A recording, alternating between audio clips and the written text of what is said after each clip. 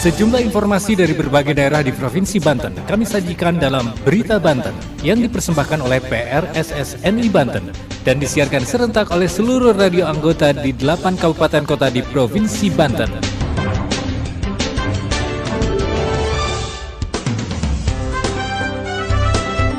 Anda kembali bersama kami di Berita Banten PRSSNI Banten edisi hari ini Selasa 7 Februari 2023. Sejumlah informasi dari berbagai wilayah di Provinsi Banten kami hadirkan untuk Anda yang disiarkan serentak oleh seluruh radio anggota di 8 kabupaten kota di Provinsi Banten.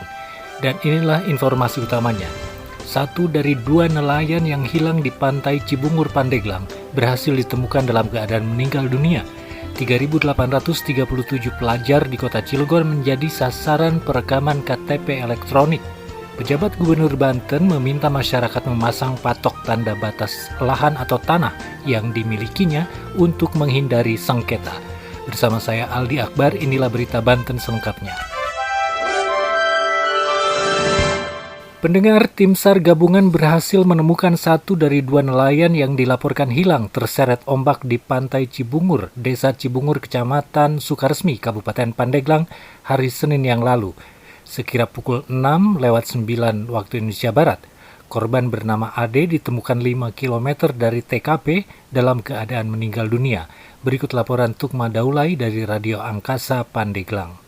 Tim SAR gabungan berhasil menemukan 1 dari 2 nelayan yang dilaporkan hilang terseret ombak di pantai Cibungur, Desa Cibungur, Kecamatan Sukaresmi, Kabupaten Pandeglang, pada hari Senin 6 Februari 2023, sekitar pukul 06.09 waktu Indonesia Barat. Korban yang ditemukan dalam kondisi meninggal bernama Ade, berusia 40 tahun, warga Kampung Cibungur Masjid, RT 05 RW 02, Desa Cibungur, Kecamatan Sukaresmi, Kabupaten Pandeglang. Ade merupakan 1 dari 2 nelayan yang hilang terseret arus di pantai Cibungur pada hari Minggu, 5 Februari 2023. Kasubsi Operasi Pencarian Basarnas Banten, Hairu Amir mengatakan 1 dari 2 korban nelayan dilaporkan hilang sudah diketemukan. Tim SAR gabungan menemukan 1 korban atas nama Ade dalam keadaan meninggal dunia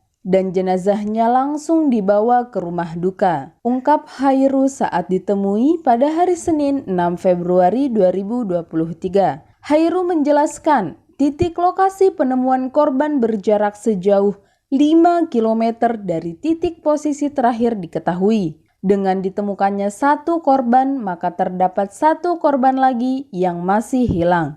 Korban yang masih hilang yakni atas nama Tony Patoni, berusia 35 tahun, warga Kampung Cibungur Masjid, Kecamatan Sukaresmi, Kabupaten Pandeglang.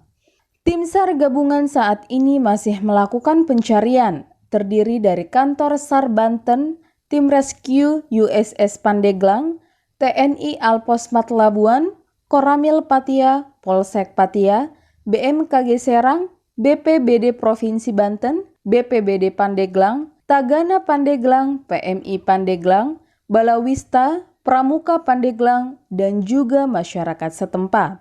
Dari 98,9 FM Angkasa Radio Pandeglang, Tukma Daulay mengabarkan untuk Berita Banten.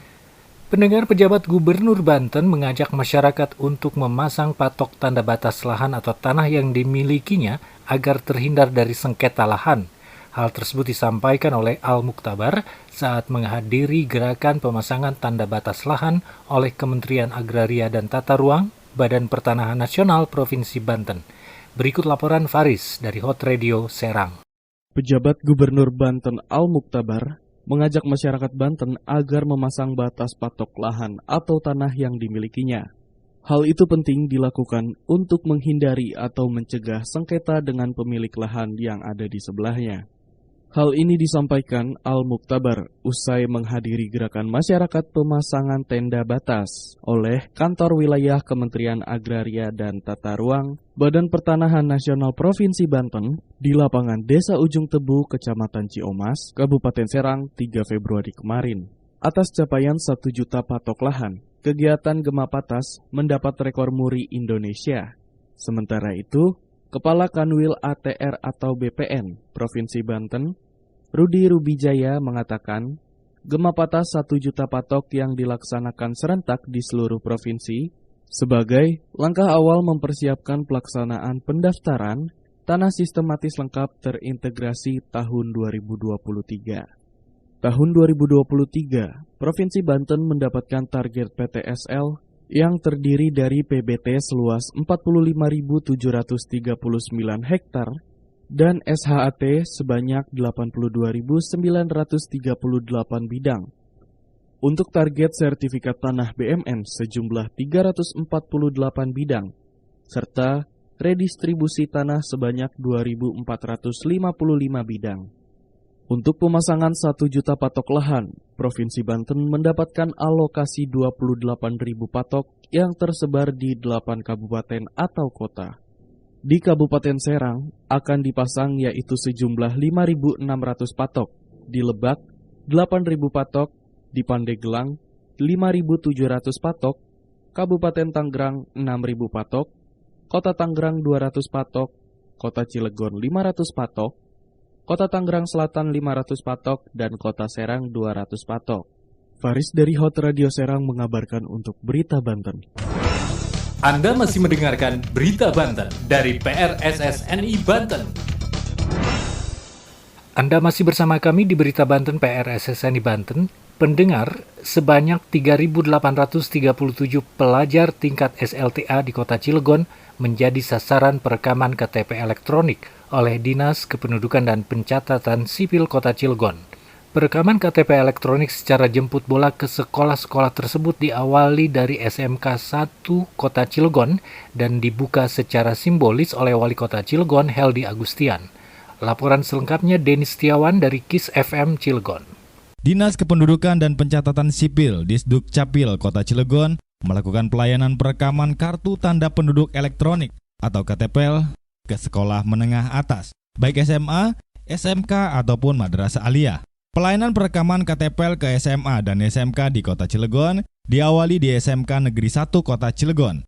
Pelayanan perekaman KTPL bagi warga berusia 17 tahun juga dibuka secara simbolis oleh Wali Kota Cilegon Heldi Agustian dengan meninjau proses perekaman KTPL dan memberikan KTPL kepada siswa-siswi di SMK Negeri 1 Kota Cilegon kemarin. Wali Kota Cilegon Heldi Agustian mengatakan, upaya jemput bola ke SMA dan ke SMK untuk melakukan percepatan perekaman KTPL. Perekaman KTPL diharapkan bisa menjangkau kalangan pelajar, terutama yang sudah memasuki usia 17 tahun, tetapi belum sempat melakukan perekaman KTPL di kelurahan maupun kecamatan. Menurut Heldi, apabila aparatur pemerintah daerah pasif dan menunggu para pelajar mengurus sendiri ke kelurahan, target pemerintah tidak akan tercapai. Heldi menambahkan dengan adanya KTPL, para pelajar yang sudah bisa mengemudi kendaraan diharapkan dapat membuat surat izin mengemudi atau SIM. KTPL juga sebagai syarat untuk pelajar yang akan membuka rekening tabungan, BPJS Kesehatan, dan dokumen penting lainnya. Kepala Disduk Capil Kota Cilegon, Hayati Nufus menjelaskan, program jemput bola ke sekolah ini untuk mendukung pemerintah menyukseskan pemilu 2024 mendatang. Saat ini, sudah ada 11 SMA dan SMK yang akan didatangi Disduk Capil Kota Cilegon, target hingga Maret 2023. 11 sekolah sudah rampung melakukan perekaman KTPL bagi siswa-siswi yang berusia 17 tahun. Nufus menambahkan, saat ini ada 318.649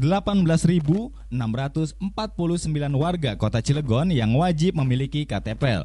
Artinya, warga Kota Cilegon di atas 17 tahun. Sementara, saat pelayanan ke SMA dan SMK, pihaknya menarget 3.837 pelajar memiliki KTPL. Demikian Denny mengabarkan untuk Berita Banten. Demikian sejumlah informasi yang telah kami sajikan untuk Berita Banten kali ini. Saya Aldi Akbar, sampai jumpa.